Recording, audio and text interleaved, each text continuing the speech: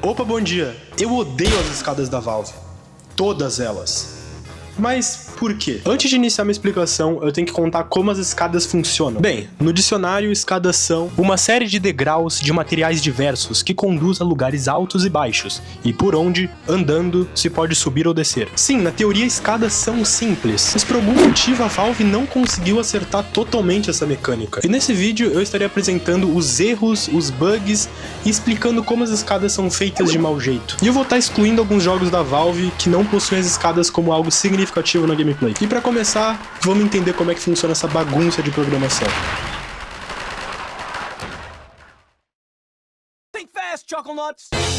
Escadas de mão presentes no Left 4 Dead 1 e 2, Half-Life 1 e 2, todos os Counter-Strike e TF1 e 2. Por mais que no Team Fortress ela seja apenas um elemento de cenário e não realmente utilizável, elas são um caos de se usar. Olha esse exemplo, um player casual tendo a primeira experiência com uma escada de mão nos jogos da Valve.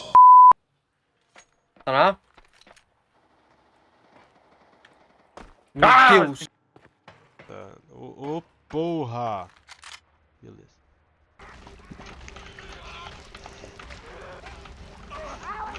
Caralho.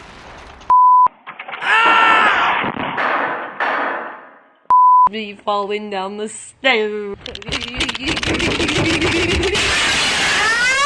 Mas então o que tá acontecendo aí? Bem, já que eu sou um palpiteiro nato e nenhum especialista em programação, eu vou apenas contar o que meu amigo 8 me explicou e dar uma simplificada pra vocês. O primeiro ponto é você entender como elas funcionam, e só de olhar pra elas você já consegue perceber alguma coisa de errado. Elas não limitam o seu movimento apenas pra cima e pra baixo, como uma escada deveria funcionar, mas ela também te deixa livre pra movimentar horizontalmente. E o problema é que isso pode fazer que o jogador combine movimentos. E a maioria das vezes o resultado é o mesmo, você acaba indo numa direção torta e acaba caindo da escada. Ou o mais comum é que o player fique errando o buraco onde ele deveria entrar na escada. Você deve estar pensando que isso é apenas uma skill lixo, mas eu não tiro sua razão. Mas as escadas de mão funcionando dessa maneira fazem com que aconteça uma quebra na gameplay. É claro, se você estiver jogando Garry's Mod, pouco importa se você cai ou não da escada.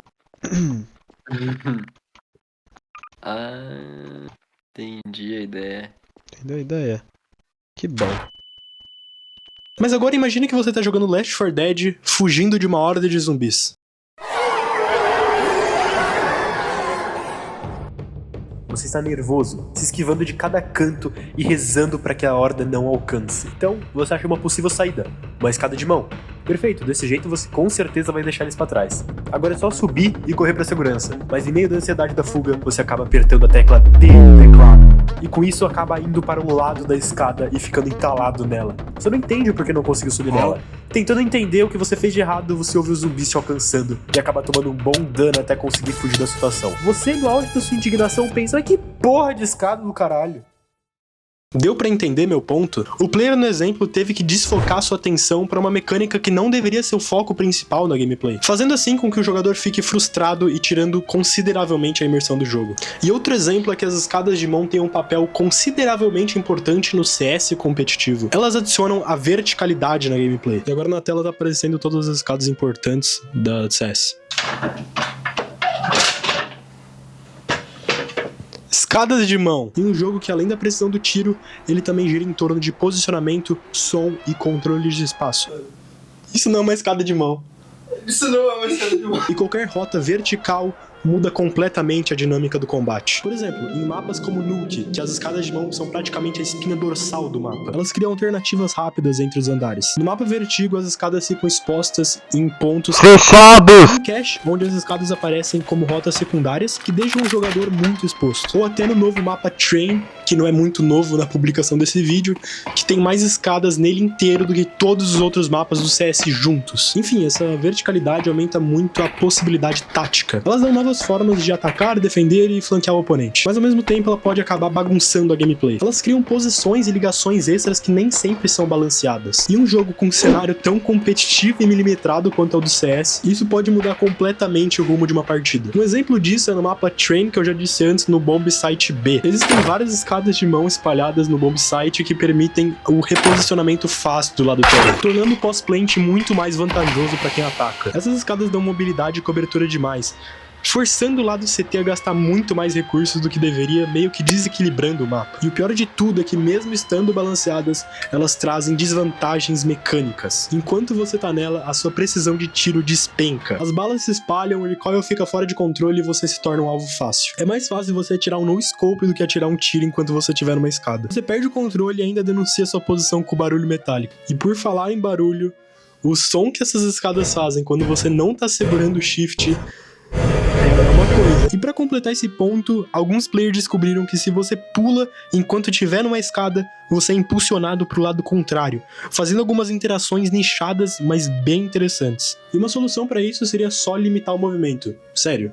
É só isso. Se você pudesse apenas ir pra cima e pra baixo numa escada, como ela deveria funcionar, isso já resolveria muitos problemas. E sobre o balanceamento no CS, bem, existe tantas camadas nesse contexto que eu não vou mexer nesse vespeiro, porque eu tenho certeza que qualquer coisa que eu falar eu vou estar errado de qualquer jeito, então eu vou deixar essa parte de lado. E pra finalizar, caso você seja uma pessoa que já jogou algum desses jogos, você deve estar se perguntando que as escadas não foram muito um problema pra você.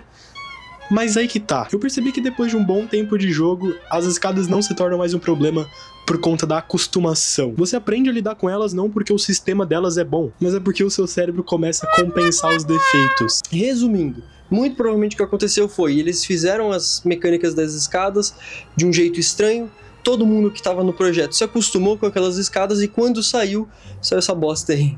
Pronto. Se baseando nisso, a comunidade da Valve percebeu que você consegue duplicar sua velocidade nas escadas de mão. Sim, isso acontece pelo aquilo que eu falei. Elas não limitam seu movimento apenas para cima e para baixo. E além de não limitar o movimento, ela também não limita sua velocidade, fazendo com que você possa ir muito mais rápido numa subida, como tá aparecendo aí na tela. O que é curioso, já que numa mecânica tão simples, mal feita, se tornou uma nova mecânica. Eu da edição aqui, só queria comentar algo que eu descobri na edição desse vídeo, onde você, no Left 4 Dead, pode ter um azar de um tanque mover algum objeto em cima de uma escada, e você pode ficar preso eternamente, só conseguindo passar caso você reinicie a campanha ou morra, e volte desde o começo, né? Legal, obrigado Gabe New. Depois desse segmento extenso sobre as escadas de mão, a Valve também conseguiu errar nas escadas de degraus. Mas crédito onde tem que ser dado, as escadas de degraus não ficaram tão prejudicadas assim. Afinal, a Valve foi espertinha em como fazer elas. Elas funcionam de jeito diferente, elas funcionam com um bloco de colisão de rampa. E com isso a Valve deixou de ter alguns problemas com a visão do player, porque isso aqui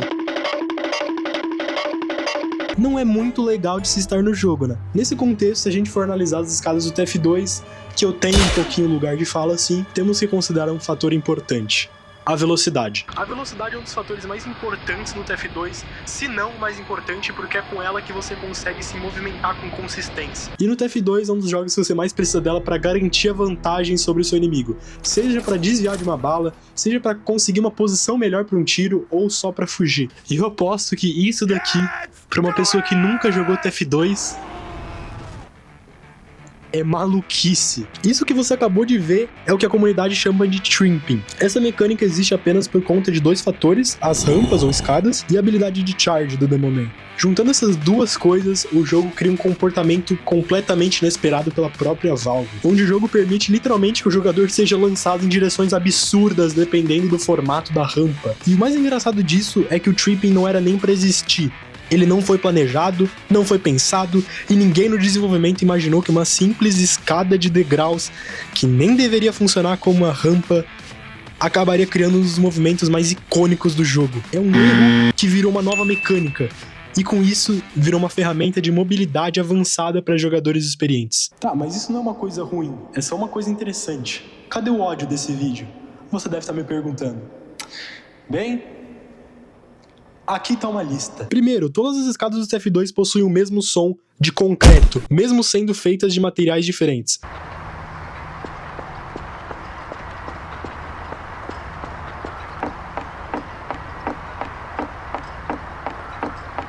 Isso acontece por conta do bloco de colisão de rampa que está pré-setado com esse som, mesmo ela sendo de madeira. E outra coisa é que algumas escadas têm o primeiro degrau fora do bloco de colisão da rampa, e isso gera um efeito estranho na visão. O problema é que isso se torna inconsistente de mapa para mapa. E essas mesmas rampas possuem uma condição dentro delas que fazem a maioria dos projéteis não conseguirem causar dano em área, ou fazem com que o fogo do páreo não suba como se a escada fosse uma esponja de tiros, fazendo com que quem esteja nas escadas com uma vantagem no combate. E algumas escadas, mesmo sendo vazadas, absorvem o tiro do mesmo jeito. E para finalizar, no ladinho dos degraus, elas conseguem bloquear projéteis. Eu sei, isso é uma interação muito específica, mas ainda assim é um erro, somado a tudo que eu já falei nessa lista.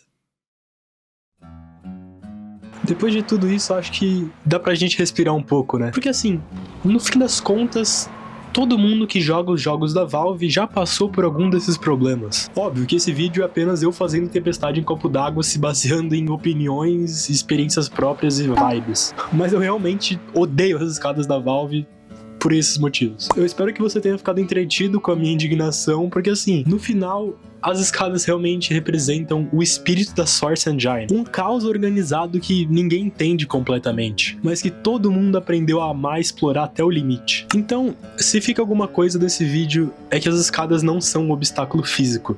Elas são a própria personalidade desses jogos. Um problema que virou uma mecânica. Eu fico por aqui, se segure no corrimão e até a próxima.